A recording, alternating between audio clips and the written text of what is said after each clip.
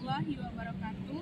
Perkenalkan, nama saya Rizma Irizar, NIM 24146-095 dari Prodi Sistem Informasi 01. Baiklah, di sini saya akan menceritakan kisah tentang Nabi Isa alaihissalam.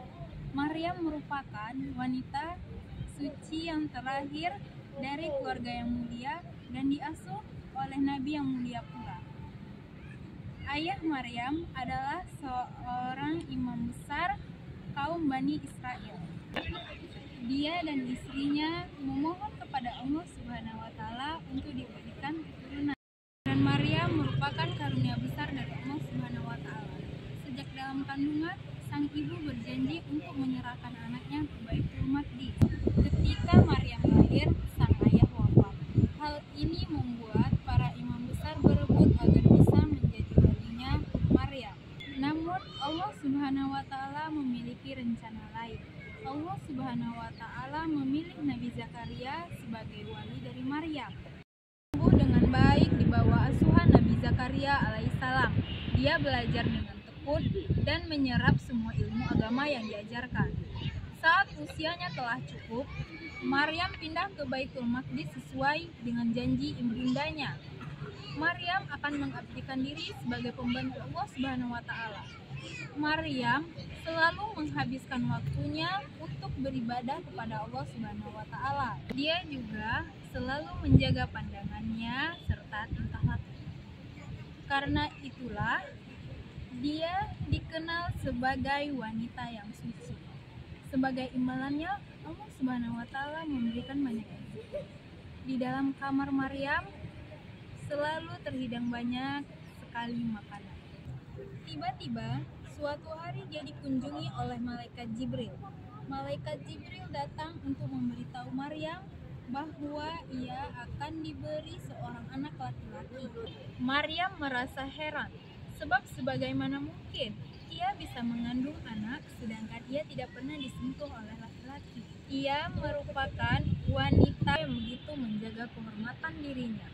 Lalu kemudian Maryam hamil. Hal ini membuat keluarga Maryam beserta penduduk menjauhi Maryam karena mereka berpikir bahwa Maryam telah berbuat yang sungguh memalukan. Maryam pun harus berdoa kepada Allah Subhanahu wa Ta'ala. Dengan izin Allah Subhanahu wa Ta'ala, lahirlah seorang bayi yang ada dalam kandungannya. Bayi mungil tersebut diberi nama Isa. Salah satu seorang penduduk bertanya kepada Maryam, siapa nama ayah bayi itu? Lalu orang-orang pun langsung terkejut mendengar jawaban bayi kecil itu.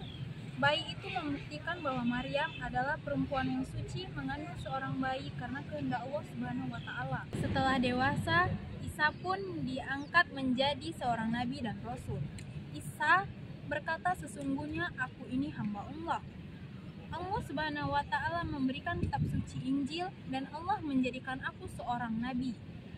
Sebagai seorang nabi dan rasul, Isa bin Maryam juga dibuat berbagai macam mukjizat, antara lain ia dapat menghidupkan burung dari tanah, dan mukjizat yang paling menakjubkan adalah ia dapat menghidupkan orang yang sudah mati. Namun orang-orang saat itu melihatnya sebagai sihir. Nabi Isa pun juga sudah menjadi panutan bagi Bani Israel. Hal ini membuat para pendeta merasa iri kepadanya. Oleh karena itu, para pendeta menghasut pihak kerajaan untuk menangkap Nabi Isa alaihissalam dan akan memberikan hadiah yang besar jika ada orang yang membantu menangkap Nabi Isa alaihissalam. Maka pada akhirnya Nabi Isa harus berdakwah secara diam-diam dan berpindah-pindah. Dalam dakwahnya, Nabi Isa alaihissalam dibantu para sahabat, yaitu Simon, Yudas Iskariot, dan lain-lain. Suatu saat, salah satu sahabat Nabi Isa, yaitu Yudas Iskariot, berkhianat. Ia tergoda oleh hadiah dari kerajaan. Ia lalu memberitahu di mana tempat persembunyian Nabi Isa. Ketika Nabi Isa dikejar oleh pasukan kerajaan, akhirnya ia bersembunyi di gua, dan kemudian Allah Subhanahu wa Ta'ala mengangkatnya ke langit. Pun Yudas Iskariot yang berjalan paling depan kemudian diserupakan wajahnya oleh Allah Subhanahu wa Ta'ala seperti wajah Nabi Isa alaihissalam. akhirnya Yudas Iskariot yang malah ditangkap dan dibawa ke kerajaan. Dia diberi hukuman mati dengan cara disalib hidup-hidup.